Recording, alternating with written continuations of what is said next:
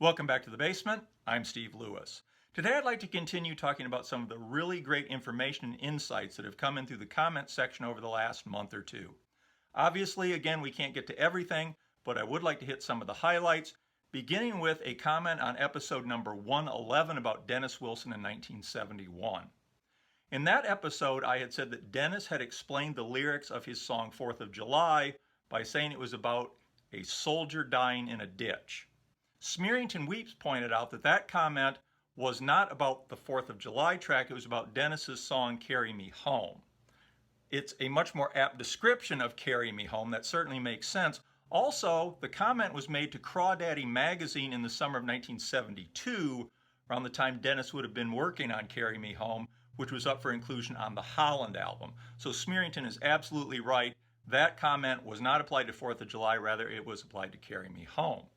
Smearington also pointed out that the Scottish rock band Primal Scream did a great version of Carry Me Home on the Dixie Narco EP released in February 1992, which featured the track Movin' On Up from their Screamadelica album. Interestingly, I learned that the sinister sounding title of the EP, Dixie Narco, was the name of a brand of soda pop vending machines based in Williston, South Carolina. Fans of Dennis's Carry Me Home should really check out that Primal Scream version. It's really interesting and really good. Thanks for letting us know about that, Smearington, and also for the correction on Dennis's quote. In the next episode, 112, we talked about Dave Caffinetti, who played keyboardist Viv Savage in This Is Spinal Tap in 1981. I mentioned that he was the only actual English person in Spinal Tap of the UK. Tony Balsey pointed out that though his character spontaneously combusts at the end of the film, drummer Mick Shrimpton was played by Rick Parnell, who was also actually English. Rick Parnell had earlier been a member of Atomic Rooster, joining the band on drums after their original drummer, Carl Palmer, left in 1970 to form a band with Emerson and Lake. Sadly, Rick Parnell passed away just recently in May of 2022. I recently learned about another very strange, very vague Dave Caffinetti Beach Boys connection, and we'll be talking about him again in an upcoming episode. Recently, I was corresponding with Beach Boys fan and collector Tom Monson regarding the alternate tracks used apparently in error on the 1991 first CD issue of the MIU album. Back in episodes 106 and 107 regarding the MIU album, I had said that the CD contained an alternate version of Pitter Patter with rain effects. Several others, including Michael Lukens, had contacted me since then saying that their versions of the CD contained the alternates of Come Go With Me, Peggy Sue, and Winds of Change, but no alternate version of Pitter Patter. Well, I obstinately stuck by my assertion that there was a version of the CD that contained Pitter Patter with rain effects. This weekend, I finally put the CD on, and much to my amazement, it's the original version with no rain effects. I thought I was losing my mind. It took me a while to figure out what happened, but I finally did. In the early 2000s, I loaded all my Beach Boy music onto my computer, which I liked because I could make one huge chronological mix and take all these session outtakes and alternate versions, regardless of their source, and group them all together. And on the computer info, I would always carefully note the original source of those outtakes. Well, it looks like I messed up. On my computer, I have it labeled, along with the 3 other alternate tracks, as from the 1991 first CD release. I went back and checked the other sources that I used in putting together these episodes, and while a lot of them mention that rain effects version of Pitter Patter, I now notice that none of them say that it was on that 1991 CD. After a lot of digging around, I finally discovered that the rain version that I got came from a boot that I picked up years ago and had pretty much forgotten about, called Winds of Change, Alternate Warner Brothers Sessions, where it's listed under the title Rainstorm 1. I'm sure I did a bad copy and paste sometime back in the early mid-2000s and labeled that version of Pitter Patter as having come from the 91 CD along with the 3 other alternate tracks. I'm really sorry for the screw up and for not digging deeper when Michael Lukens and others first brought it up. My apologies to Michael and to anyone I sent in search of a non-existent CD with 4 alternate tracks instead of 3. And thanks to Tom for bringing it up again and giving me a chance to finally straighten it out. In episode 113, following up on the MIU album, I asked what contemporary for the 1970s songs would people have enjoyed hearing the Beach Boys cover. I suggested Lovely Day by Bill Withers. I got a lot of really interesting feedback and a lot of really good suggestions, including from John Womble, Bob Seger's Old Time Rock and Roll. From Isaac Smith, The Raspberries Go All the Way. Scott Rice suggested a track from England Dan and John Ford Coley's Nights Are Forever album called Lady, and thought the first verse would have perfectly suited Dennis. I didn't know the song and had to look it up, but I agree it's a nice song and would have sounded great done by the Beach Boys, particularly with Dennis on that first verse. Papa Nick's Music suggested he would have liked to hear the Beach Boys cover Nick Lowe's Cruel to Be Kind and Chris Ray's Fool If You Think It's Over. Daddy Bog went back a little further, suggesting Just My Style by Gary Lewis and the Playboys, with Al on lead and Mike doing bass vocals. Usual Mike Television went a little further forward, suggesting Holiday Road by Lindsey Buckingham, Danger Zone by Kenny Loggins, and Africa by Toto. John Hammond suggested It Never Rains in Southern California by Albert Hammond, who's no relation, I presume. Willie from Minix Music thought of the Bee Gees in general and Run to Me in particular. My Flippin' Valentine suggested I'm Not in Love by 10cc, which I think would have been great too. I also enjoyed Michael Lucan's idea that a future Beach Boy box set be titled 150 Big Ones, with a double meaning referring both to the number of tracks and to the suggested retail price. In the next episode, 114, Early 2000s Odd Tracks Part 1, I said that I had never actually seen a physical copy of Al's 2002 PT Cruiser CD single. I'd found pictures of the cover online credited to Al Jardine and the Endless Summer Band, and I'd read that it contained the song and an a cappella mix. Tom Monson sent me these pictures of his disc, which he got through Al's website. As you can see, the cover is different from the version I'd seen. This one is based on the cover of the first issue of PT Cruiser Quarterly magazine, and this one has the original and a cappella mixes plus an instrumental and 2 other mixes. It also has some pretty decent liner notes on the back. Tom also sent pictures of the 2011 Record Store Day white vinyl 45 of Al's Don't Fight the Sea with an a cappella mix of Friends on the reverse, which I thought was pretty cool. In addition, Tom helped me sort out and provided pictures of the various versions of Al's Postcard from California album, including the 17-track Japanese version and an Amazon on-demand version that came in a plastic jewel case with a full-color booklet. The booklet looks great, and the photos of the great players who took part in it really brings home just what a star-studded album Postcards from California was. He also sent this very cool picture of Al signing his Amazon on-demand copy of the album after a show at the Musical Instrument Museum in Scottsdale, Arizona. Tom tells me that even Al had never seen this version of the album before. You can see him leafing through the booklet. His expression is so intent you'd almost imagine seeing a cartoon question mark appearing over Al's head. It's got to be a pretty cool feeling to stump the signer with a version of their own album. We'll return to Tom's photos and the various versions of Postcard from California when we do a deep dive into the album in an upcoming episode. In the meantime, thanks again, Tom, for the great photos, information, and stories. Before we completely leave the subject of Postcard from California, in episode 115, Betamax Blocker pointed out that Sloop John B., a Pirate's Tale version from Al's children's book, is one of 2 bonus tracks on the 2012 CD reissue of Postcard from California.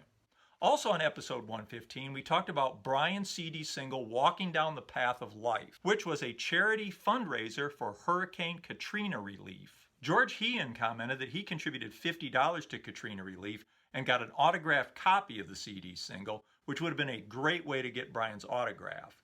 Ian Lee says that anybody that contributed $100 or more got a personal phone call from Brian Wilson, including Ian.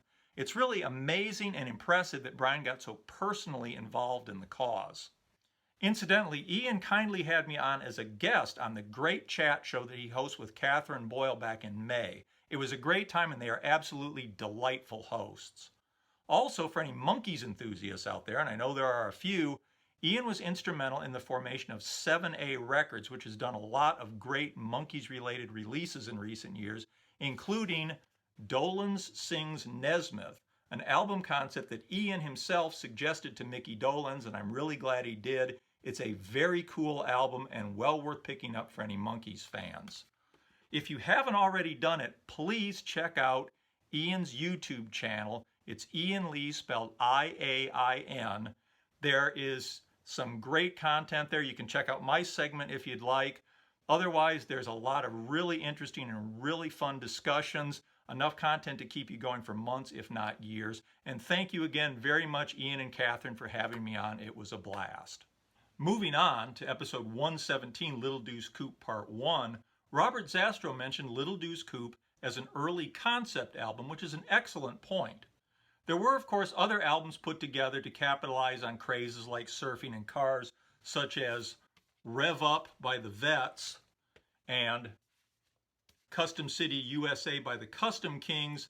These sometimes had material that was only vaguely related to the subjects, such as instrumentals where they simply put a title on it that was related to surfing or drag, such as my favorite title here, Asphalt Eater. Robert's comments also made me realize that there was a similar yet subtly different trend going on right around the same time, which was to fill out an album with a theme by choosing existing songs that fit whatever that theme was. For example, Jan and Dean's Surf City had all songs about cities. Ray Charles' Sweet and Sour Tears is all songs with either cry or tears in the title. There was also Bobby Vinton's Blue Velvet album where all the songs have blue in the title. I'm sure there are other albums from this time period with titles all related to one central theme. Let me know if you can think of any of those. And while they did draw on previously released material, I think we can all appreciate the fact that the Beach Boys' Little Deuce Coupe album is filled with fully realized original Beach Boys songs. They didn't fill it out with instrumentals or use a bunch of cover songs simply because they had car or drag in the title. Thanks very much for that observation, Robert. In episode 123, I talked about the video for Meant for You, which I'd seen around, and which, based on Mike's beard and clothing, looked like it had been shot quite a while after the Friends album and probably put together with the music at a later date. He Gives Mixes identified the film as having come from a promo film made by the Beach Boys for Good Vibrations, shot late in October 1969 and aired on the US TV show Something Else on February 14, 1970. Something Else was a syndicated half-hour program hosted by comedian John Biner and later by musician John Hartford that ran from 1970 to 1971. You can clearly see the footage of Mike that was later matched with Meant for You in that film. Interestingly, Dennis's hair is so long and his beard is so full that I think if I'd just seen the footage of him without the dancer in the 1969 garb, I would have thought it was from 1976 or 1977 rather than 1969. So it's a big thank you to He Gives Mixes for that great information. Also on that episode, Joel Goldenberg passed along that he believes the version of Passing By with the lyrics that was released on Wake the World was recorded with new Brian vocals circa 1971-72 as part of a project with some of Brian's friends to redo some of the Friends album tracks with new lyrics and to try and get A&M Records interested in a record deal. After reading Joel's comments looking into this, from what I've been able to find out, it sounds as if this was a project between Brian, lyricist Stanley Shapiro, and songwriter Tandon Almer. According to comments by Shapiro, they got as far as recording new versions of Passing By, Wake the World, Friends, and Be Still. Once again, it makes me really wish that Wake the World had been a hard copy release with some decent liner notes. I do see that the download version of Passing By with lyrics, which is called Passing By Demo on Wake the World, is credited to Almer Shapiro Wilson, making it pretty clear that Joel is right and that this is from those 71-72 sessions, not from the Friends sessions. According to the story as Joel heard it, A&M passed once they learned Brian was involved. They were aware of his eccentricities, and also it might have been awkward working with him so shortly after A&M's music publishing arm, Almo Irving Music, had purchased Brian's tunes for a mere $700,000 in that infamous deal that Murray had set up. Stanley Shapiro also co-wrote Wouldn't It Be Nice to Live Again and It's a New Day with Dennis. Tandon Almer had earlier written the association's big hit, Along Comes Mary. He would also co-write Marcella and Sail on Sailor with Brian. I don't believe their versions of Wake the World, Friends, or Be Still have been heard or are available anywhere, but please somebody let me know if I can hear those someplace. I'd really be curious. Thanks very much for that great information, Joel. Also on that episode, I noted that the instrumental version of Little Bird on Wake the World is reminiscent of Brian's work on Smile. Joel pointed out that it actually contains Child is the Father to the Man, which it most certainly does. It's no wonder it sounded kind of like Smile to me. I believe the appropriate phrase for me here is duh. Anyway, thanks, Joel. Really appreciate it. So with that, we'll wind up this episode. If you didn't get a mention, I didn't get to your comments, I'm sorry about that. Don't feel unappreciated. I am in the enviable position of having more good information than I can possibly get to here. So if you're not reading those comments, you really should. There's a lot of amazing, thoughtful, fun stuff there. And as I've said before, for me, it's the best part of the channel. There's a lot more still to get to. I want to talk about the recent Blu-ray and DVD release of Almost Summer. I want to get back to talking about early 2000s odd tracks. We've got to get back to talking about Jan and Dean and the Beach Boys. That's really way past due. Sometime in the fall, I'd like to start an arc about 1972, like we just recently did about 1968, following on from what we did with 1971 last fall, and also talk about Carl and the Passions. And though they didn't record much in 1986 or release much in 1986, I would like to do an arc about the Beach Boys during that period to follow on from the 1985 arc that we did, I think, last summer. Anyway, hopefully sometime in there too we'll need to take a break to talk about some new or archival release. Got my fingers crossed that we'll see something like that. Anyway, plenty more to get to. Again, the comments are the great thing. Thanks everybody for all the terrific feedback. I most humbly and sincerely thank you, and please keep it coming. We'll see you next time. Please hit like and subscribe. I always appreciate that. Have a good week. Bye.